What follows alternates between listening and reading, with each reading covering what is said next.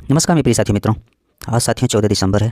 आज की कुछ खबर देखेंगे, महत्वपूर्ण खबर जो प्रतियोगी छात्र छात्राओं के लिए अति महत्वपूर्ण होगा।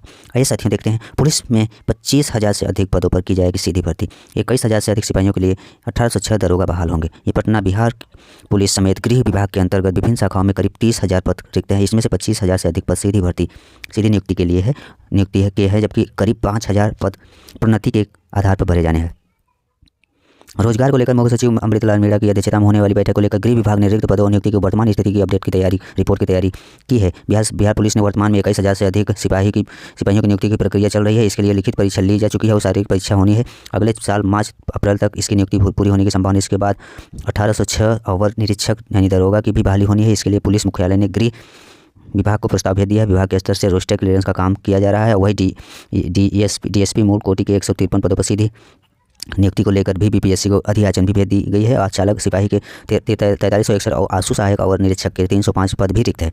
चालक सिपाही के पदों पर नियुक्ति का मामला सामान्य प्रशासन विभाग के विचाराधीन है। इसके अलावा आरक्षी शाखा में ही चौकीदार के 10,838 पद, बिहार पुलिस क्षेत्रीय निम्न वर्गीय लिपिक के 61 पद और परिचारी यानी विशिष्ट के 979 नियुक्ति की प्रक्रिया जल्द शुरू होगी। इसी तरह बिहार पुलिस रेडियो में दरोगा के रिक्त 42 में से 22 पद, सिपाही प्रचालक के रिक्त 933 और सिपाही तकनीक के रिक्त 33 पदों पर नियुक्ति को लेकर गृह विभाग अधियाचन मिल गई है और जिसे शीघ्र ही संबंधित आयोग को भेज दिया जाएगा।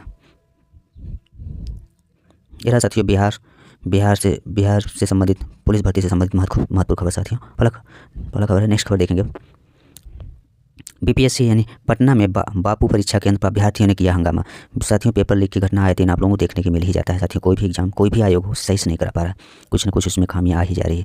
यहाँ बिहार लोक सेवा आयोग कल बीपीएससी 17वीं की जो है प्रारंभिक परीक्षा हुई थी, जिसमें पटना के कुम्हार स्थित बापू परीक्षा परिसर केंद्र पर अभ्यर्थियों ने हंगामा किया। कुछ अभ्यर्थियों ने सामने प्रश्न पत्र नहीं खोलने तो कुछ ने देर से प्रश्न पत्र मिलने का भी आरोप लगाया और परीक्षा का बहिष्कार किया। इस दौरान एक विद्यार्थी ने एक हाल में पट रहे पेपर प्रश्न पत्र का डबल बंडल छीन लिया। वो बाहर आकर दीवार पर चढ़ाओ प्रश्न पत्र लहराने लगा। इसके बाद परीक्षा का बहिष्कार करने वाले छात्र वहां पहुंच गए और हंगामा शुरू कर दिया। सड़क जाम कर वही डट गए। हंगामा की सूचना तुरंत जिला प्रशासन को दी गई और डीएम चंद्रशेखर सिंह और एसएसपी राजीव मिश्र आनंद फानन पहुंचे और हालत को संभालने में जुट गए। हंगामे के दौरान एक सहायक केंद्र अधीक्षक और महिला परीक्षार्थी की तबीयत खराब हो गई। इलाज के लिए उन्हें एम्बुलेंस से ले जा रहे था, लेकिन कुछ अभ्यर्थियों का चक्का जाम की वजह से उसे हटाने को तैयार नहीं थे। इसके बाद प्रशासन हल्का फुल्का बल भी प्रयोग किया था। इस दौरान डीएम ने भी सख्त रुख अख्तियार करते हुए तब जाकर किसी तरह एम्बुलेंस को वहां से निकाला गया। इलाज के दौरान सहायक केंद्र अधीक्षक की मौत हो गई। अरे बहुत क्या, इलाज के दौरान सहायक अधीक्षक की मौत हो गई। वही प्रश्न पत्र लेकर भागने वाले छात्र के खिलाफ अगम कुआं थाना में प्राथमिकी भी, मतलब जो छात्र आवाज़ उठाया था उस पर जो है साथियों एफआईआर दर्ज किया गया है। ये रहा साथियों बीपीएससी 17वीं से संबंधित खबर जो बहुत ही घोर निंदनीय है। पेपर लीक की घटना क्यों हो जा रही है? Paper leak, one nation one election की आप बात कर रहे हैं, पेपर एक अच्छे से नहीं हो पा रहा है। बीपीएससी एग्जाम में मार्कशीट लेकर बाहर निकले हंगामा छात्रों ने, वही बात है साथियों। अब बीपीएससी देखते हैं इस पर क्या एक्शन लेता है, पेपर रद्द करता है कि नहीं। नेक्स्ट खबर देखेंगे। लेखपाल 1 लाख रिश्वत लेते हुए पकड़ा गया साथी। एंटी करप्शन टीम ने दबोचा और विभूति खंड थाने में एफआईआर दर्ज हुआ है साथियों। जो भी नवनिर्वाचित छात्र हुए हैं, छात्र छात्राएं, वो विशेष ध्यान रखेंगे इस तरह से कि करप्शन में नहीं लिप्त होंगे। एंटी करप्शन टीम ने शुक्रवार को लखनऊ नगर निगम के एक लेखपाल को 1 लाख रुपए की रिश्वत लेते रंगे हाथ गिरफ्तार कर लिया। लेखपाल पर चिन्हट के कमता इलाके में जमीन की पैमाइश के नाम पर पैसे मांगने का आरोप है। लेखपाल के खिलाफ एंटी करप्शन टीम ने विभूति खंड थाने में भ्रष्टाचार के धाराओं में केस दर्ज करवाया है। लेखपाल गोंडा के चकबंदी विभाग से प्रतिनियुक्ति पर तैनात था। इंस्पेक्टर विभूति खंड सुनील कुमार सिंह ने बताया कि गोमती नगर के बीराज खंड इलाके में एक प्राइवेट कंपनी के अधिकारी रहते हैं। उनकी कमता में लगभग 1 करोड़ रुपए की कीमत की ज़मीन है। उस ज़मीन पर वो निर्माण करवाना चाहते थे। ज़मीन की जो पैमाइश के लिए निगम लेखपाल राजू सोनी से संपर्क किया था। राजू ने पैमाइश और रिपोर्ट लगाने के एवज में 8 लाख रुपये की मांग की थी। इसकी जानकारी उन्होंने अपने दोस्त वकील शशिकांत वाजपेयी को दी और शशिकांत की शिकायत पर एंटी करप्शन विभाग ने ट्रैक के जरिए राजू को रंगे हाथ पकड़ लिया और लेखपाल की विभूति खंड थाने की पुलिस के हवाले किया गया। ये रहा साथी, इस तरह से पूरे प्रकरण रहा गिरफ्तार इनको रंगे हाथ पकड़ने का। नेक्स्ट खबर देखेंगे। परीक्षा पूरी तरह से निष्पक्ष और पारदर्शी हो, डीएम कह रहे हैं। उत्तर प्रदेश पीसीएस प्रारंभिक परीक्षा को लेकर आयोग तैयारियों में लगा है। जिले के केंद्र पर जो है 22 दिसंबर को जो होने वाली परीक्षा है साथियों, उस पर की तैयारियों की जायजा डीएम लिया और कलेक्ट्रेट के उन्होंने कहा कि परीक्षा पूरी तरह से निष्पक्ष एवं पारदर्शी होनी चाहिए। कोई भी अभ्यर्थी प्रतिबंधित सामग्री लेकर अंदर नहीं जाना चाहिए। और DIOS सच्चिदानंद यादव ने कहा कि नेशनल इंटर कॉलेज भरवारी और Shri Hoplal inter college Bharwari, SAB inter college Saini और सिराथु कृषक इंटर कॉलेज हिनौता और करारी इंटर कॉलेज करारी को केंद्र बनाया गया। परीक्षा 2 पालियों में ही होगी। केंद्रों के नाम गिना रहे हैं साथियों। परीक्षा में 1920 अभ्यर्थी शामिल होंगे। परीक्षा के लिए 5 sector magistrate, 5 statics magistrate, 1 zonal magistrate और 5 केंद्र व्यवस्थापक हैं और 10 केंद्र व्यवस्थापक नियुक्त किए गए हैं।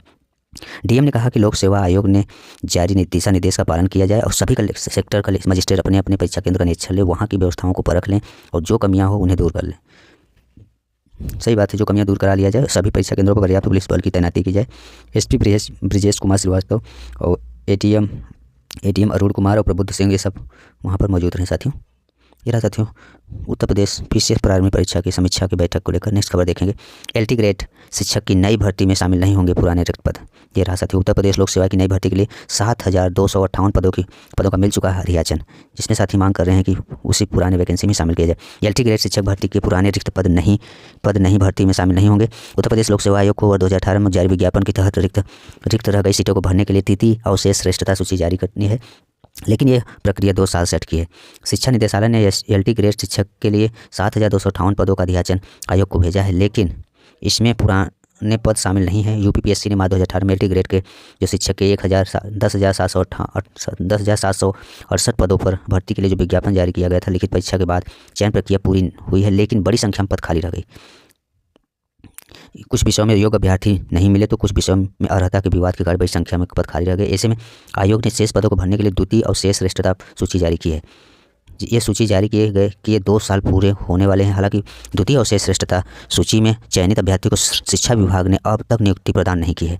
वही बड़ी संख्या में अभ्यर्थी तीसरी अवशेष श्रेष्ठता सूची का इंतजार कर रहे हैं, क्योंकि कई विषयों में एलटी ग्रेड शिक्षक के पद अब भी खाली पड़े हैं। सामाजिक विज्ञान विषय में 185 पद, इसमें से 68 पद अब भी खाली हैं। वही कला विषय के 197 में से 147 पद रिक्त हैं साथियों।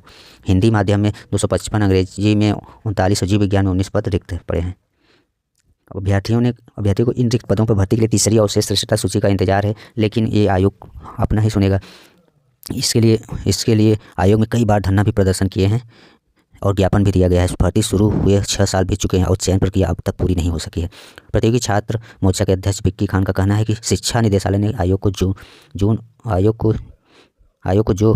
7,258 पदों का अधियाचन भेजा है, उनमें विज्ञापन वर्ष 2018 के रिक्त रह गए जो पद शामिल नहीं है। ऐसे में इन्होंने ये कहा कि जो 2018 में रिक्त पद रह गए शामिल नहीं है, ऐसे में नई भर्ती में पुराने पदों को शामिल किए जाने की कोई गुंजाइश नहीं है। अगर आयोग तृतीय अवशेष श्रेष्ठता सूची जारी करके विद्यार्थियों को मौका देना चाहिए। पुरानी भर्ती में चयनित अभ्यर्थी नई भर्ती में दावेदारी नहीं करेंगे, इससे नई भर्ती में स्पर्धा कम होगी और चयन के अवसर भी बढ़ेंगे। करना चाहिए, लेकिन साथियों आयोग तो अपना ही सुनेगा। नेक्स्ट खबर देखेंगे, अधीनस्थ सेवा चयन आयोग को जल्द ही अध्यक्ष मिलेंगे। उत्तर प्रदेश अधीनस्थ सेवा चयन आयोग को जल्द ही पूर्वकालिक अध्यक्ष मिलेंगे। प्रदेश सरकार ने 20 दिसंबर तक आवेदन मांगे हैं। आयोग के तत्कालीन अध्यक्ष प्रवीर कुमार ने जून में इस्तीफा दे दिया था। तब से वहाँ कार्यवाहक अध्यक्ष की जिम्मेदारी आयोग के वरिष्ठ सदस्य ओयन सिंह संभाल रहे हैं। गौरतलब है कि आयोग के पूर्व में भी आवेदन लिए गए थे, पर एक भी अभ्यर्थी योग्य न पाए जाने पर दोबारा विज्ञापन निकाला गया। शासन के सूत्रों के मुताबिक आयोग से आवेदन आने शुरू हो गए हैं। विधानसभा सत्र के बाद इस पर कार्रवाई आगे बढ़ाई जाए। ये रहा साथियों यूपी-SSSC से संबंधित खबर। नेक्स्ट खबर देखेंगे, यूपी पीडी एग्जाम संबंधित जो 26 से होगी अभिलेख की जांच और शारीरिक मानक परीक्षा। आरक्षी नागरिक पुलिस के 60,244 पदों सीधी भर्ती लिखित परीक्षा में चयनित अभ्यर्थी के अभिलेखों की जाँच और शारीरिक मानक परीक्षा 26 दिसंबर से होगी। इसमें लिखित परीक्षा के बाद कट ऑफ सूची में चयनित करीब 1,74,316 अभ्यर्थी शामिल होंगे। इसका आयोजन उत्तर प्रदेश पुलिस प्रोन्नति बोर्ड द्वारा सभी जिलों की पुलिस लाइन में किया जाएगा। इसका परिणाम भी परीक्षा वाले दिन घोषित कर दिया जाएगा। भर्ती बोर्ड के मुताबिक इस प्रक्रिया में शामिल होने के लिए हर अभ्यर्थी को प्रवेश पत्र डाउनलोड करने के लिए वेबसाइट पर लिंक 16 दिसंबर की बोर्ड की वेबसाइट पर उपलब्ध करा दिया जाएगा। इसकी विस्तृत जानकारी बोर्ड की वेबसाइट पर uppbpb.government.in पर उपलब्ध है। प्रवेश पत्र डाउनलोड करने में दिक्कत आने पर अभ्यर्थी फ़ोन से भी संपर्क कर सकते हैं। इन्होंने मोबाइल नंबर दिया है।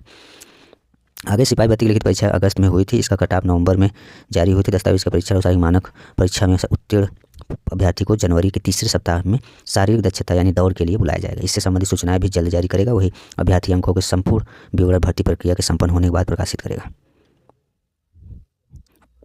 ये रहा यूपी एग्जाम से संबंधित खबर साथियों। ये रहा साथियों आज की कुछ महत्वपूर्ण खबर।